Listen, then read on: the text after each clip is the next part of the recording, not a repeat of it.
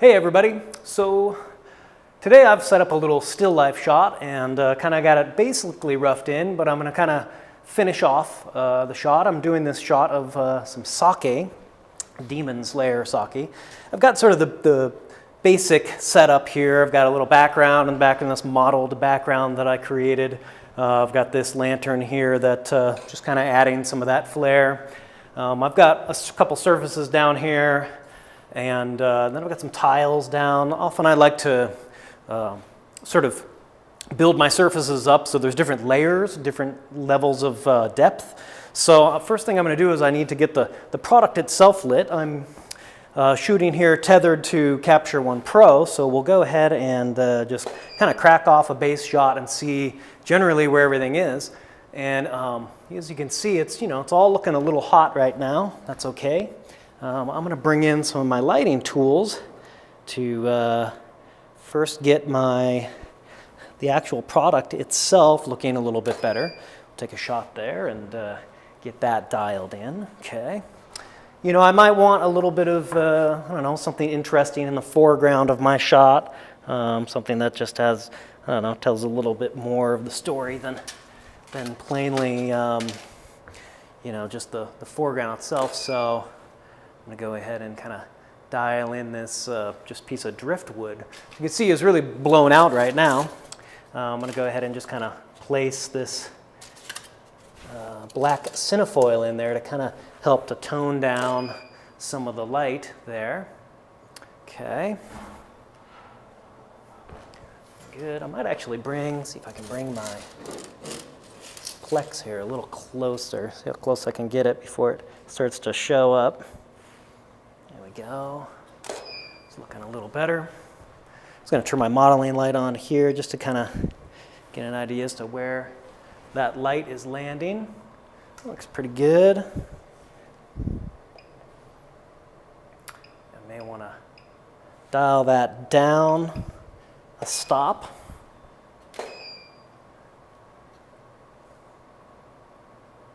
So I start to think about, what else can I do with this shot? I've got some good information coming in back here. I like how it dips off into darkness. It's a little bright in here. I can still kind of play with my shadows. I've got this interesting sort of, it's a grid baffle that goes in a soft box, but I'm using it to kind of like emulate a little bit of like sort of Venetian blind, just throw some shadowing into the shot. Probably be pretty subtle.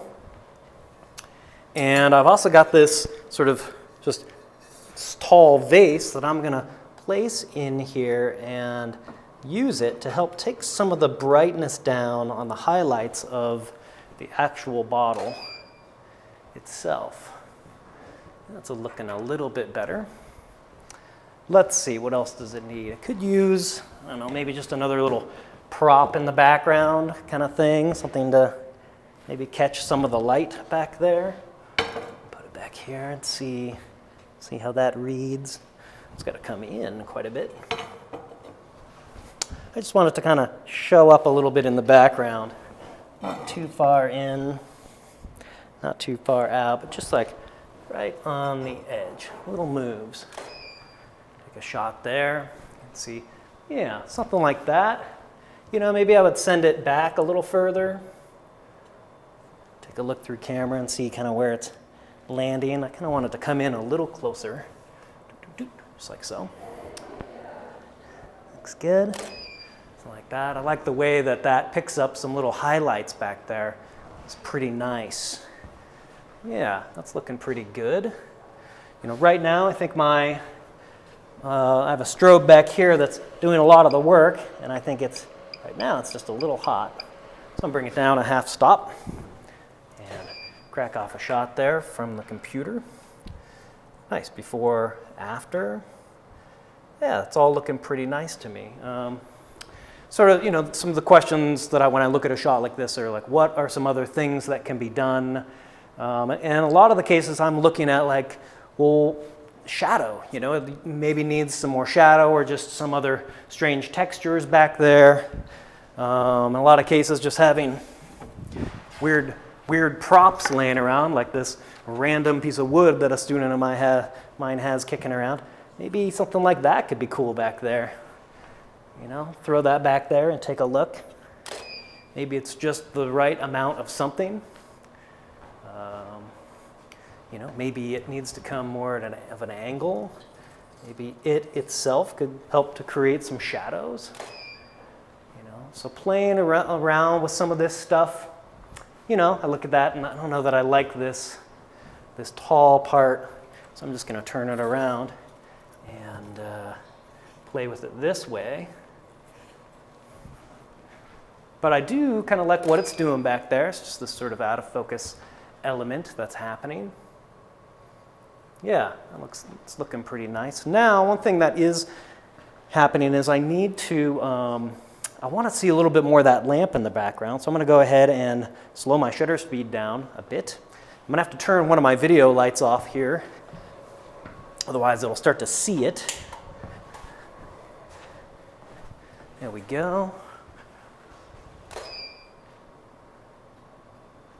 A little bit more glow happening there. Take another one, get a little bit more glow out of that lamp in the background. Very nice, yep. That's along the lines of what I'm looking for there, that kind of thing. And I'm going to take a look at my focus, and I realize that it's not super tack sharp, so I'm just going to make it so. And I'm also realizing that I'm getting some flare up in here, so I'm going to have to deal with that by using some sort of card to block off the flare. So I can use a card here to block off some of that flare that's happening.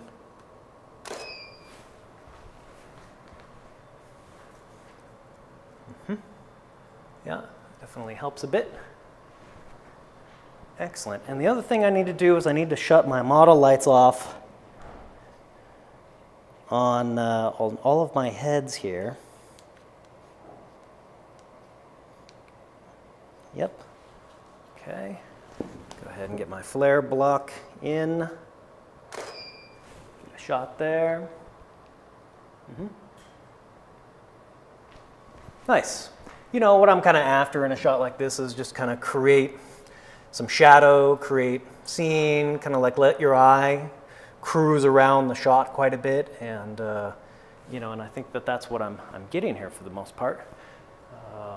You know, where would I go with a shot like this? Would I take it further? Sure. I mean, there's a lot of places that it can go. I could add in other random items to my set to try to bring in more shadow. See, I just added that paper towel roll back there, and that helped to kind of bring about some shadow back here. See, before, after, and back here. Just adds a little bit of interest, keeps the attention on the product itself. I'm still not super tack sharp, so I'm gonna monkey with that still.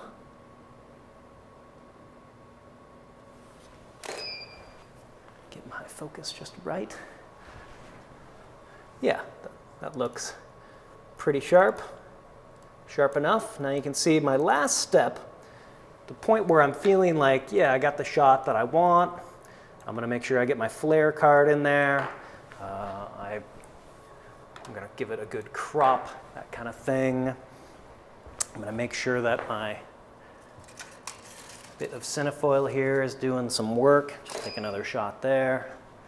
Just make sure I'm kind of toning down this this wood that's in the foreground. You can see before, after. Just that little move with the cinefoil to bring it in closer. And before I do that, my last maneuver is going to be to take some canned air and very carefully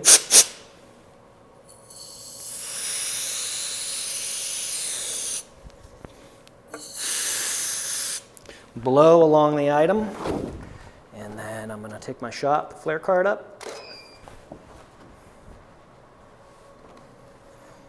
Nice. Did the best I could to get as much of the dust off as I could, but you can see I'm going to have to hit that with some Photoshop to get that just right. You know, there's little bits of cleanup, and you can see I get some video lights that are helping to light this video. overall though, I would say that this is pretty close. You know, would I continue to tweak this? Yeah, I could go on for hours. You know, I would probably seek to darken this area down a bit more. I would probably bring in some different stands to block off more light, create some more shadows. But overall, I'm pretty happy with this kind of a shot. You know, I'd probably start to pump up some of the contrast on it, maybe a touch of the saturation. You know, I'd probably bring down my highlights a hair. I would take a look at my gamut to just kind of see where things are blowing out on me. That's not too bad. It's right on the edge. I'm kind of okay with that. But otherwise, you know, I'm feeling pretty good about the overall quality of the light on a shot like this. The only thing that I would do to add to this would be to just take another shot without the cinefoil. Not worrying so much about the brightness of the wood, but just to get a cleaner highlight right here on the bottle.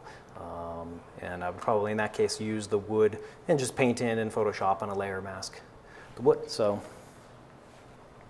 and let me give you a quick tour of the set. So I know that some folks might find that interesting and see that got here, that's the main light that's lighting the sake. It's my camera. And here's the general setup. You can see I've got the props back here. I've got a strobe connected to a baby pin plate down on the floor here, just kind of throwing some light onto this background. Otherwise, it was just a little too dark. So artificially lighting that, and you can see that I've got a light back here as well that's sending that hot light through the little Venetian blind situation. So, you know, that's what's going on with that.